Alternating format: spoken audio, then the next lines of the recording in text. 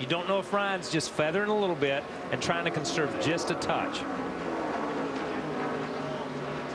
Working lap traffic is Rian Newman. And as we told you, his teammate 9 laps better on fuel in second. There you see Tony Stewart, Denny Hamlin third, Jeff Gordon fourth. I'm just watching out the window the Bass Pro guys. They're trying. All of them on the wall are trying to tell McMurray to slow down. McMurray in the 9th position, but he too last pitted at lap 217. No radio communication. The team trying to tell him he's short on fuel the old-fashioned way. They got a sign out.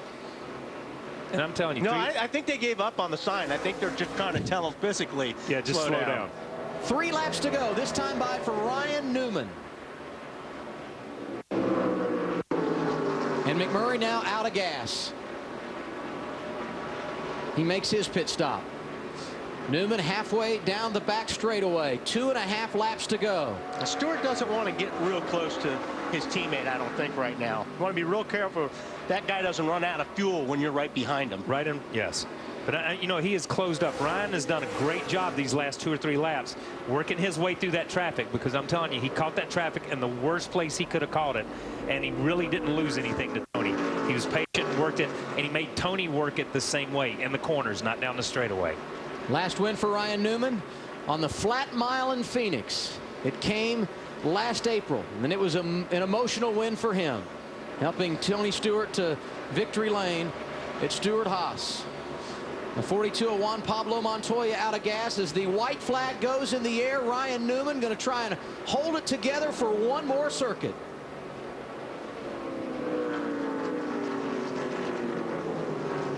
I'm nervous up here just watching him trying to hang on. Yeah, you know, you hate to see somebody run like this, and we've seen it so many times over this year and last year. Somebody lead this long in the race and then run out of gas right here as they go to the gas in the middle of the corner. Rian Newman has had the dominant car statistically. Off at turn 4, checkered flag goes in the air. 15th career win for Rian Newman, and right behind him, his teammate. 1-2 finish for Stewart-Haas. Way to go, race team! That's what you call it, baby! Way to go, guys! You saved it, baby! That was it! Look at all these guys running out of gas. Both the Penske cars out of fuel coming off of 4. I'm not so sure that Gordon didn't run out of gas. He dropped to 11th. Or has gotten that you see it smoking down there. I'm not so sure, and that amazes me because he was 10 laps better to the good. Yeah. To the good. Yeah. And Jimmy Johnson comes back to finish inside the top 5 today. That's an incredible run. He and Denny Hamlin both had problems. I was either going to get fired or hired. I didn't know what it was going to be. Great job. Rian Newman able to get his first win of 2011. The 13th different winner in 19 races this year. The parity continues. And yet another driver trying to solidify his spot in the chase. The U.S. Army car, and the driver gets the American flag. Give him the New Hampshire hat trick. Rian Newman with his 3rd career victory right here at the Magic Mile this afternoon. NASCAR on TNT back in Loudon, New Hampshire. Welcome into our post-race coverage, where Rian Newman gets his first victory of 2011.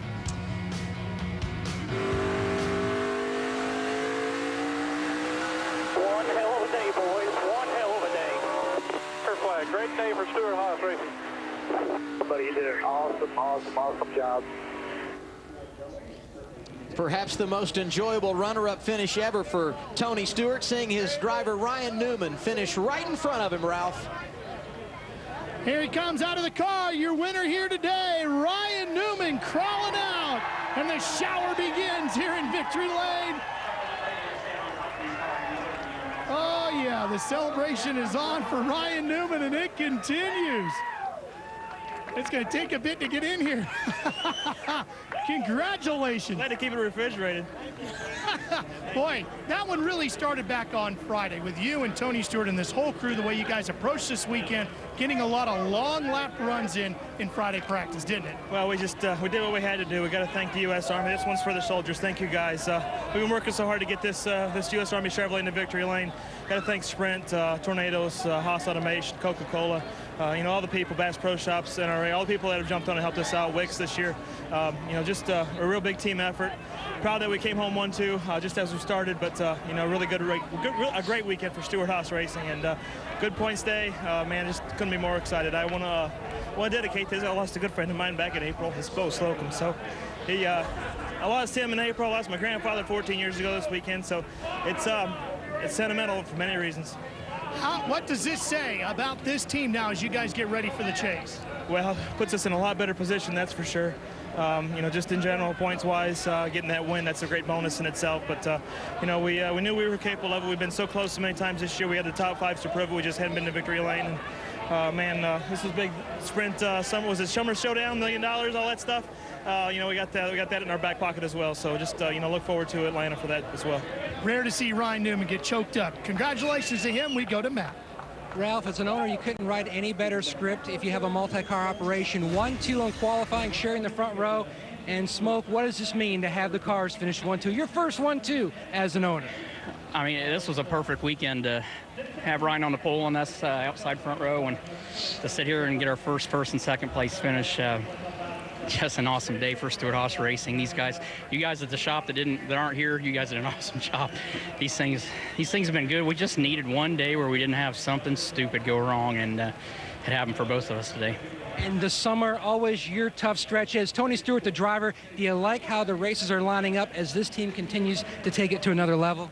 Yeah, we ran the Kings Royal last night at Eldora, and I got 3.5 hours of sleep by the time we got here. My dad said he thought I fell out of the seat last night, so I guess they don't have to worry about us falling out of the seat. This is definitely a stretch that we like coming up here. So this is a lot of momentum, and we couldn't have done this without Hendrick engines and Hendrick chassis. Those guys do a great job for us every week, and Darian Grubb and Tony Gibson, my buddy down there, Ryan. I mean, just an awesome job this weekend by all these guys.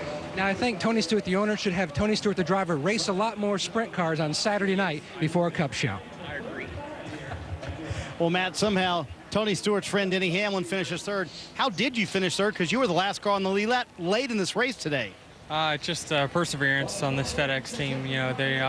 They don't ever want to give up, and they push me when I want to give up. So it's just one of those days where we had to battle back, obviously, and third's a good day, but we just fought this car all day long, and right there at the end we made one adjustment that really woke it up, and obviously we were able to make moves there at the end towards the front. But good day for our FedEx freight team.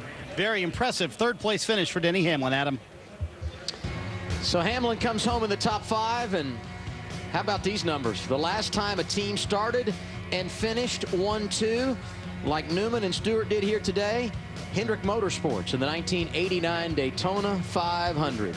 Logano in the top 5, and we talked about Jimmy Johnson rallying late. And a great run for Casey Kane. And Bobby Labonte, I'm going to tell you something. He's been taken out, not of his making, out of 2 or 3 races. We saw it at Sonoma and some of that stuff. Down at Daytona, got in that wreck. Great run for him and that team. And Gordon finishing 11th, a tire that went down on the final lap. He was not out of fuel. Carl Edwards ended up 13th. David Reagan, not a bad afternoon, in the top 15. See, Landon Castle ended up 26th. I think he was one of those victims of the fuel mileage game late in the race, as was Jamie McMurray. Yeah, Montoya ran out of fuel there. Shouldn't have. We question if they got all the fuel in, because we thought he had enough.